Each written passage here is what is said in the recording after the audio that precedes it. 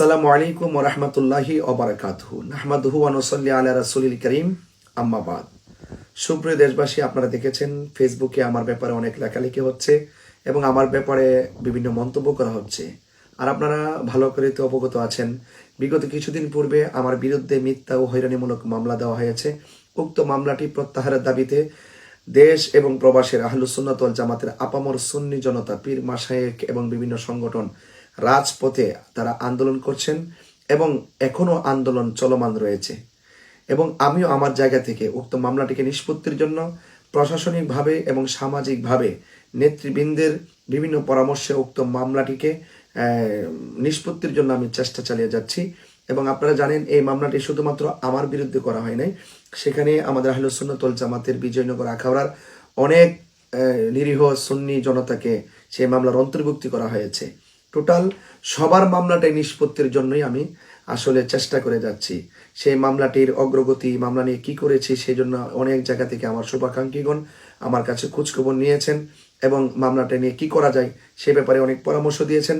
এরই ধারাবাহিকতায় গত বুধবারে আমাদের বাড়িতে মাওলানা আল-আমিন নুরী সাহেব এসেছিলেন। তিনি এসে আমার মামলাটির খোঁজখবর নিয়েছেন এবং আমি মামলা নিয়ে কি করেছি তিনি আমার কাছ থেকে জানতে চেয়েছেন। আমি আমার কথাগুলো বলেছি এবং তিনি আমাকে বললেন যে যেহেতু মামলাটি মিথ্যা হয়রানিমূলক মামলা, ষড়যন্ত্রমূলক মামলা, এই মামলাটি যদি খুব দ্রুত যদি নিষ্পত্তি করতে চান তাহলে ঢাকা একজন লোক আছে, তার কাছে গেলে আপনি মামলাটি দ্রুত নিষ্পত্তি করতে পারবেন। তো আপনারা জানেন যে একটা মামলা, একটা হয়রানি, বিভিন্ন ধরনের টেনশন, যেভাবে বলছেন আমি তো চেষ্টা করে যাচ্ছি। এর ধারাবাহিকতায় ওনার কথাটাকে আমি খুব গুরুত্বের সাথে শুনেছি। তিনি আমাকে বললেন যে ওনার কাছে গেলে হয়তো মামলাটা দ্রুত নিষ্পত্তি করা যেতে পারে। তখন আমি তাকে জিজ্ঞেস করেছিলাম ওনাকে কোথায় পাওয়া যাবে। তখন মাওলানা আল-আমিন নুরী সাহেব বললেন ঢাকায় একটি সুফিবাদী প্রোগ্রাম আছে মতিঝিল টিএনডি স্কুল মাঠে, ওই প্রোগ্রামের মধ্যে তিনি থাকবেন, ওখানে গেলে ওনাকে পাওয়া যাবে। তখন আমি বলছিলাম যে প্রোগ্রামটি হবে সেই প্রোগ্রামটির আহ্বায়ককে, ওনাকে আমি কয়েকবার বলেছিলাম। তিনি বলছেন যে আহ্বায়ককে সেখানে গেলে আপনি বুঝতে পারবেন।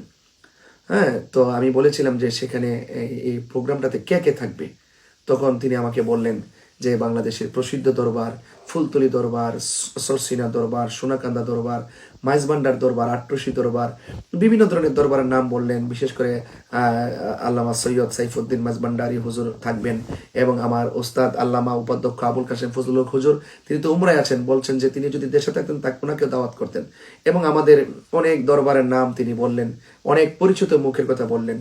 তখন আমি তাকে বললাম যে দেখেন, যদি ওখানে সুফিবাদের প্রোগ্রাম হয় ওনারা প্রোগ্রাম করুক, সেই যেহেতু আমার নামে আমার বিরুদ্ধে মামলা রয়েছে, সেই মামলা চলমান অবস্থায় একটি সামাজিক প্রোগ্রামে আমি যেতে পারবো না।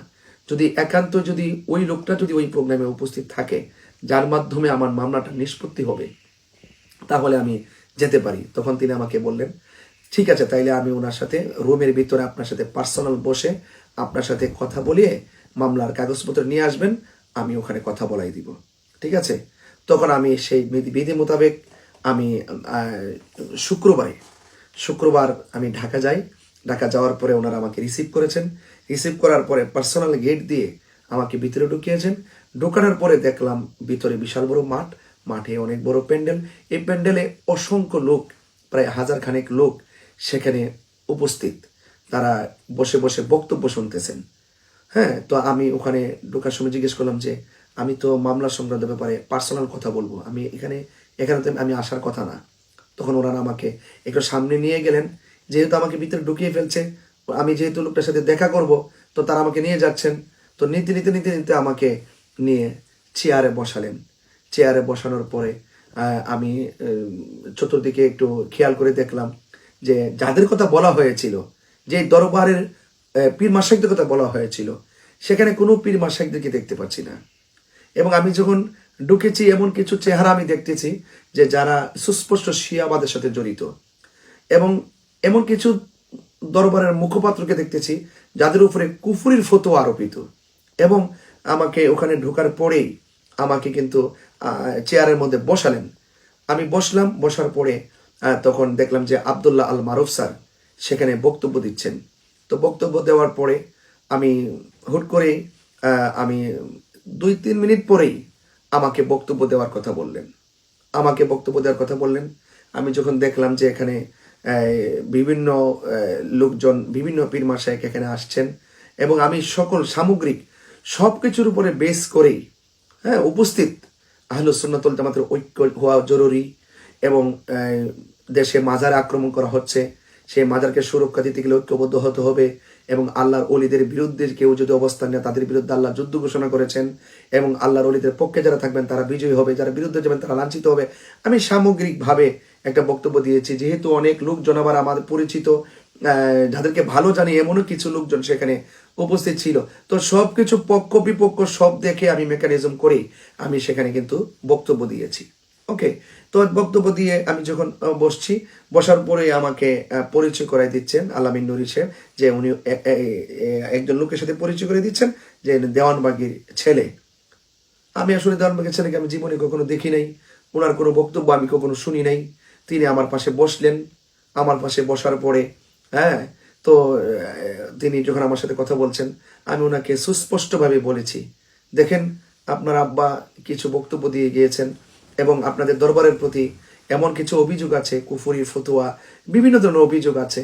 এই ব্যাপারগুলো আপনি যদি নিরসন না করেন তাহলে আহলুস সুন্নাত ওয়াল জামাত কেউ তো আপনাদের কাছে আসবে না, আপনাদেরকে কাছে নিবে না, যেমন আমাকেও আপনি পাবেন না। আমিও তো এই দরবারের বিরুদ্ধে অনেক কথা বলেছি। তখন দেওয়ানবাগের ছেলে তিনি আমাকে বললেন যে হুজুর, আপনি ম্যানেজ করতে কাজ করেন, আপনি সুন্নি জামাতের অকুতুভ হয়ে একজন সৈনিক হিসেবে কাজ করতেছেন, এবং বিভিন্নভাবে চেষ্টা চালিয়ে যাচ্ছেন, সংগ্রাম করে যাচ্ছেন। আমি আপনাকে বলছি যে আমাদের দরবারে যে যদি আহলুস সুন্নাত ওয়াল জামাতের যে কোনো ফতোয়ার ক্ষেত্রে আপনি 5 জন আকাবিরকে নিয়ে আসেন, ওনাদেরকে চেয়ারে বসান, আমি প্রয়োজনে, তিনি আমাকে বলতেছেন যে আমি প্রয়োজনে মাটিতে বসবো, আমাদের দরবারে যে কোনো ফতোয়ার জন্য যদি ক্ষমা চাইতে বলে ক্ষমা চাইব, উড্ডু করতে বলে উড্ডু করব, এবং যদি মাপ চাইতে বলে মাপ চাইব। আমি প্রয়োজনে ক্ষমা চেয়ে হলো আমি চাই সকলে ঐক্যবদ্ধ থাকুক। তো আমি এই অল্প সময়ের ভিতরেই কিন্তু ওনাকে কিন্তু আমি প্রশ্ন করেছি যে ওনার দরবার সম্পর্কে, যেহেতু আমার সাথে পরিচয় করাই দিয়েছে। কারণ এই অল্প, আপনি জানেন যে কিছু কিছু মুহূর্ত আছে, কিছু করার থাকে না, যে আমি ইচ্ছে করলে ঢুকে লাভ মেরে চলে আসতে পারতাম, কিন্তু আমাদের একটা ফেস ভ্যালু আছে। এখানে কিছু লোক তো আমাদের শুভাকাঙ্ক্ষী, যারা আমাদেরকে চিনে, যাদের আকীদার ব্যাপারে আমি জানি না, এমন কিছু লোক আছে যাদেরকে আমি চিনি। ঠিক আছে, এখন সামগ্রিক দিক বিবেচনা করে তো হুট করে একটা অনুষ্ঠান থেকে চলে আসা যায় না। তো আমি তারপরও যেহেতু আমি এই অনুষ্ঠানটাকে আমি সন্দেহ করেছি যে এই অনুষ্ঠানটা আহলুস সুন্নাত ওয়াল জামাতের স্রেফ কোনো ধরনের পরামর্শমূলক আলোচনা, এটা অনুষ্ঠান নয়, এটা দুর্বিসন্ধিমূলক একটি প্রোগ্রাম। তো সেখান থেকে আমি চলে আসার জন্য আমি চেষ্টা করেছি, এবং আমি কিন্তু সেখান থেকে যাবতীয় দিক চিন্তা ভাবনা করি কিন্তু আমি কিন্তু সেখানে সেখান থেকে চলে এসেছি। তবে আমি যে কথাটা বলতে চাই, আসলে আমি যে কথা বলতে চাই, অনেকে ফেসবুকে লেখালেখি করছেন যে দেওয়ানবাগ দরবার শরীফ থেকে আমাকে অনেক টাকা দেওয়া হয়েছে, কয়েক কোটি টাকা দেওয়া হয়েছে। শুনেন, একটি কথা বলি, তাহিরি সাহেবকে টাকা দিয়ে কেনা যাবে না। আপনারা জানেন যে দেওয়ানবাগ দরবারের বিরুদ্ধে কিন্তু আমি অনেক বক্তব্য দিয়েছি। শুনেন, সত্য সত্যই, মিথ্যা মিথ্যাই। উনি কুফরি বক্তব্য দিয়েছে, ওনার উপর কাফের ফতোয়া আছে, এটাও বলবৎ থাকবে, এটা চিরন্তন পরিষ্কার কথা। তো সেক্ষেত্রে ওনার ছেলে আমাকে যেটা বলছেন, এটা যদি সত্যিকার অর্থে ওনার ভিতরের কথা হয়ে থাকে, আমি তাকেও প্রস্তাব করব যে আপনি আমাকে সেই দিন যে কথাগুলো বলছেন এগুলো আপনি আহলুস সুন্নাত ওয়াল জামাতের সামনে উপস্থাপন করুন, আপনি বলুন। ঠিক আছে, 1। 2 নম্বর কথা হলো, যারা আমার ব্যাপারে বিভিন্ন ধরনের লেখালেখি করছেন যে আমি দেওয়ানবাগীকে আল্লাহর ওলি বলছি, আপনি কি একটা প্রমাণ কি আপনি দেখাইতে পারবেন যে দেওয়ানবাগী আল্লাহর ওলি ছিলেন? আমি এই কথা বলছি, একটা সেকেন্ড কি প্রমাণ করতে পারবেন? তো আপনি প্রমাণ না করে, আমি সামগ্রিকভাবে আল্লাহর ওলিদের সম্মান নিয়ে কথা বলেছি, কিন্তু দেওয়ানবাগীকে আল্লাহর ওলি বলছি, আপনি কি এই কথার প্রমাণ দিতে পারবেন? তা কেন আপনি ফেসবুকে এগুলো লিখলেন, এডিটিং করে বক্তব্য কেন ঢোকাই দিলেন? আপনি কি একটু চিন্তা করবেন না? এবং বলছেন যে অনেকে যারা বলছেন যে আমাকে তারা টাকা দিয়ে সেখানে নিয়ে গিয়েছেন, টাকা দিয়ে তাহির সাহেবকে কেনা যাবে না। এই শিয়াবাদের বিরুদ্ধে আমি 0 টলারেন্স ঘোষণা করেছি। আমি কি আপনাদেরকে বোঝাতে পারছি কিনা আমি জানি না। শিয়াবাদের বিরুদ্ধে আমি 0 টলারেন্স ঘোষণা করেছি। আর আমি শিয়াবাদের সঙ্গে মিশে যাব? আমি এক মামলাটার জন্য শুধুমাত্র আমি একটু টেনশন এবং দৌড়াদৌড়ি করছি, এটার জন্য মূলত আমি গিয়েছি। কিন্তু সেখানে দুর্বিসন্ধি করে বিভিন্নভাবে কিছু তথ্য গোপন রেখে আমাকে হয়তো সেখানে তারা ব্যবহার করতে চেয়েছে কেউ কেউ। এবং আপনারা জানেন যে বিগত দিনও আমাদের অনেক আকাবেরকে ইরানে সফরের নাম করে নিয়ে গেছে, ইরানে সফরের নাম করে নিয়ে গিয়ে শিয়াদের প্রোগ্রামে ঢুকাই দিয়ে শিয়াদের পাশে বসিয়ে ছবি তুলে তারা অনলাইনে প্রচার করে দিয়েছে। যদিও আমাদের আকাবেরগণ তাদের দুর্বিসন্ধি অনুভব করে তারা কিন্তু অনলাইনে এসে তাদের জায়গা পরিষ্কার করেছেন। আপনারা মনে করতে পারেন ঠিক এভাবে হয়তো আমাকেও তারা এভাবে নিয়ে ওই বিভিন্ন ধরনের মামলা নিষ্পত্তির কথা বলে আমাকে সেখানে ঢুকিয়ে দিয়ে বিভিন্ন ছবি কালেক্ট করে বিভিন্নভাবে অনলাইনে ছেড়ে দিয়ে আহলুস সুন্নাত ওয়াল জামাতের ইউনিটকে ভেঙে দেওয়ার জন্য ষড়যন্ত্র করতে পারে, এবং সেটাই হচ্ছে। তো সুতরাং আপনারা তাতে বিব্রত হবেন না। এবং এবং এটাও বলা হয়েছে, আমি ফেসবুকে অনেকে লিখতেছেন যে নাকি আমাকে নাকি আকিকার অনুষ্ঠানে দাওয়াত করা হয়েছে। এটাও 100% আমি জানি না। বরং আমি দেওয়ানবাগের ছেলেকে জিজ্ঞেস করছি, তখন তিনি আমাকে বললেন যে না, আকিকার অনুষ্ঠান না, আমি আকিকা শুধু নাম দিয়েছি, যেহেতু এখানে অসংখ্য পীর মাশায়েখরা আসবেন, সবার সেফটি নিরাপত্তার জন্য আমি শুধু নামটা ব্যবহার করছি, আর না হয় আমি প্রশাসনিকভাবে অনুমতি পেতাম না। তো সুতরাং তিনি নিজে বলতেছে এটা আকিকার অনুষ্ঠান না। এখন যদি তারা এটা আকিকার অনুষ্ঠান বলে আবার চালায় দেয়, এটা তারা চালাইতে পারে, এটা আকিদের অনুষ্ঠান কিনা সেটাও আমি জানি না। এবং সেই প্রোগ্রামে যে আমি যাব, 1 সেকেন্ডের জন্য আমি রাজি ছিলাম না। আমি স্রেফ মামলা সংক্রান্ত একজনের সাথে আলোচনা করব, সেই জন্য আমি গিয়েছি। এবং আমি সেখানে গিয়ে সেই লোকটাকেও খুঁজে পেলাম না। তা আমি সর্বসাকল্যে আমি এতটুকু বুঝতে পেরেছি যে এই ছলে বলে কৌশলে ওই প্রোগ্রামটাতে অংশগ্রহণ করানো ছিল তাদের উদ্দেশ্য। এবং সেখানে গিয়ে যখন দেখেছি আমাদের মতাদর্শের যাদেরকে থাকার কথা বলছিলেন তারা যখন এই দায়িত্বশীল কেউ নাই, তখন তৎক্ষণাৎ মনে করেছি এটা তাদের দুর্বিসন্ধি। আর সেই ক্ষেত্রে যখন এই ছবিগুলো অনলাইনে এসে যখন বিভিন্ন ছড়াছড়ি হলো, তখন আমাদের শুভাকাঙ্ক্ষীরা আমার প্রতি যে বিশ্বাস ছিল সেই বিশ্বাসের জায়গা থেকে তারা প্রতিবাদ করেছেন। তারা বারবার লিখতে চেষ্টা করেছেন আমি সেখানে যেতে পারি না। হ্যাঁ, আপনারা যা ভেবেছেন আমিও তাই বলি, আসলে আমি সেখানে যেতে পারি না। কারণ যাদের উপরে কুফরি ফতোয়া, যারা শিয়া, ওই মজলিসের ভিতরে আমি যেতে পারি না। আমাকে নেওয়া হয়েছে ছলে বলে কৌশলে। এটা আমি একটা ধরতে পারেন ষড়যন্ত্রের শিকার। এবং পাশাপাশি যারা প্রতিবাদ করেছেন আপনাদেরকে ধন্যবাদ জানাই। আপনারা যদি ওই ছবিগুলো, আপনারা জানেন যে ওই প্রোগ্রামের মধ্যে আমি গিয়ে দেখেছি সমস্ত মিডিয়াগুলো তাদেরই ছিল। আমি অনেক দিন ধরে কিন্তু ফেসবুক চালাই না। আপনারা যারা ফেসবুকে দেখে প্রতিবাদ করে আমার দৃষ্টিতে এই প্রতিবাদগুলো এনেছেন, আপনাদেরকে ধন্যবাদ জানাই। আপনারা লেখার কারণে, প্রতিবাদ করার কারণে আমি কিন্তু তাদের দুর্বিসন্ধি এবং তাদের চক্রান্তগুলো আমি কিন্তু আপনাদের সামনে উপস্থাপন করতে পেরেছি। এভাবেই যুগে যুগে যুগে যুগে আহলুস সুন্নাত ওয়াল জামাতের বিভিন্ন লোকদেরকে, যেমন করে ওই আমাদের আকাবেরদেরকে ইরান সফরের নামে ইরান নিয়েছে, ছবি তুলে ছেড়ে দিয়েছে, তাদের উপরে তুহমতের ট্যাগ লাগিয়েছে, ঠিক ষড়যন্ত্রের সেই অংশ হিসাবে তারা আমাকে কিন্তু মনে হয় হয়তো সেখানে নিয়ে গিয়েছেন। হ্যাঁ, কিন্তু এর দ্বারা একটা লাভ হয়েছে আপনাদের এবং আহলুস সুন্নাত ওয়াল জামাতের। আমার মতন একটা ব্যক্তিকে যেহেতু তারা এভাবে তত্ত্ব হাইট রেখে আমাকে সেই প্রোগ্রামে প্রবেশ করে দিয়েছে, তার মানে হলো আগামীতে আমার এই ঘটনাকে, আমার এই অংশগ্রহণকে কেন্দ্র করে আপনারা সতর্ক থাকবেন। কেউ যেন আমার মতো করে আপনাদেরকে এইরকম শিয়াবাদের সাথে মোয়ামেলা করানোর সুযোগ তারা না পায়, সেই দিকে আপনারা সজাগ দৃষ্টি রাখবেন। আপনারা যারা আমার মামলার জন্য প্রতিবাদ করছেন, আপনাদের সকলকে ধন্যবাদ।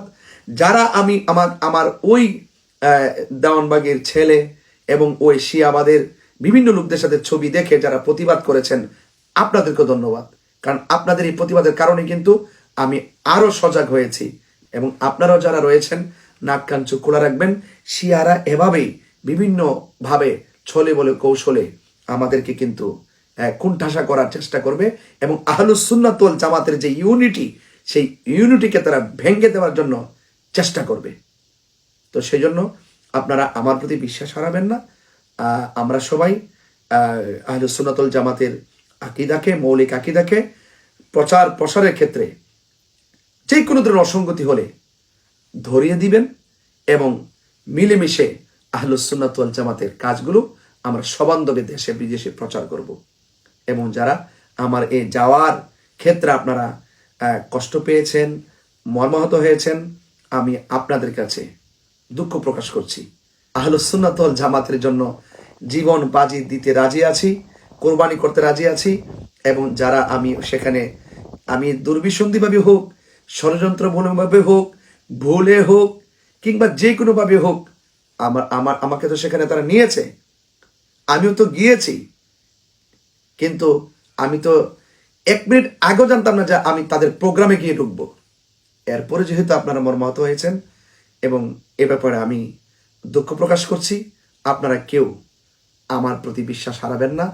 আমরা আহলুস সুন্নাত ওয়াল জামাত কখনো বদ আকীদাদারীদের কাছে ঈমান বিক্রি করিনি, করব না। আর টাকা দিয়ে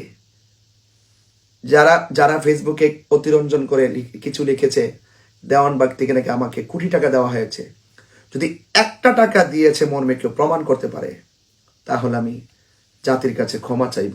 কিন্তু অযথা কোনো ধরনের গুজব, বানোয়াট, মিথ্যা ধারণা করে কথাগুলো লিখবেন না। সবাই ভালো থাকুন। আসসালামু আলাইকুম ওয়া রাহমাতুল্লাহি ওয়া বারাকাতুহু।